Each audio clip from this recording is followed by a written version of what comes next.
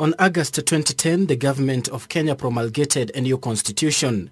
Following this development, the government is expected to establish devolved governments. To fast-track this establishment of county governments, the Deputy Prime Minister and Minister of Local Government established a task force on devolved governments through a special issue of the Gazette notice on 25th October 2010. With the overall mandate of proposing implementation mechanisms for the devolved system of government as is envisaged in the new constitution, the task force has been collecting views and memoranda from the public. In his presentation at the task force public hearing in Kasarani constituency, GCAP Kenya National Coordinator Mwangi Waituru highlights the need for service-oriented devolved governments. It's important that we remember why we as citizens called for establishment of counties.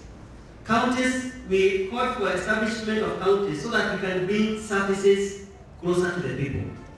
And if you are going to bring services closer to the people, I propose that the counties will have a very lean staff.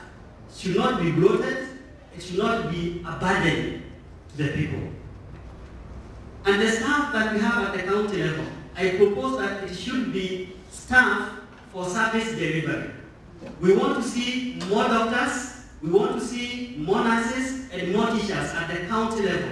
But we do not want to see technocrats at the county level.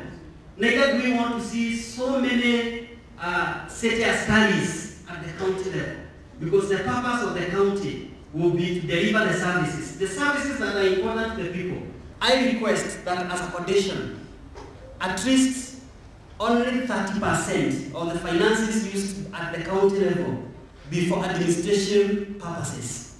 But more than 70% of what goes to the county must be for service delivery. Mwangi also expressed his hope that county governments will deliver the MDGs and act as avenues of fighting inequality.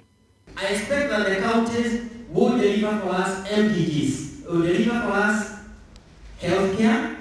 There will be a medical facility every 5 kilometers.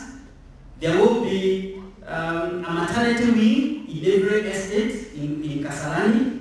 And there will be schools and enough teachers, courtesy of the county government.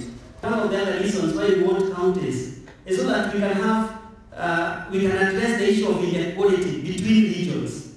And some regions are better endowed than others, and they can collect more money and increase the same inequalities that we are talking about. So please let counties not be for tax collection, let them be instruments of service delivery. According to Mwangi, devolved governments should prepare strategic plans that agree with the National Development Plan as well. Counties will need to come up with strategic plans that agree with the National Development Plans. So that we don't have counties which develop. We must have a mechanism to make sure that we don't have counties that develop their own strategic plans that are different or move away from the National Development Plan. Peter Mwangi is a commissioner with the Catholic Justice and Peace Commission at the Ruaraka Deanery in Kasarani.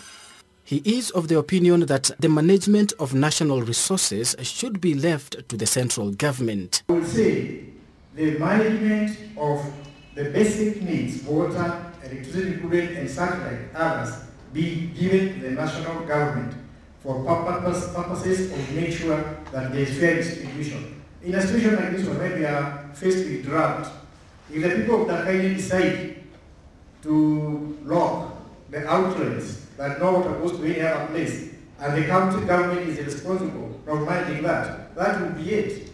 But if the national government is handling that, the national government will have the ability to say, no, let's release water to every person wherever they are. At the end of the consultations with the people of Kenya, the task force is under obligation to come up with a report in which it will make recommendations and proposals on two key areas, namely policy and legislation. For the Seed Institute Media, I am Nicholas Waigua.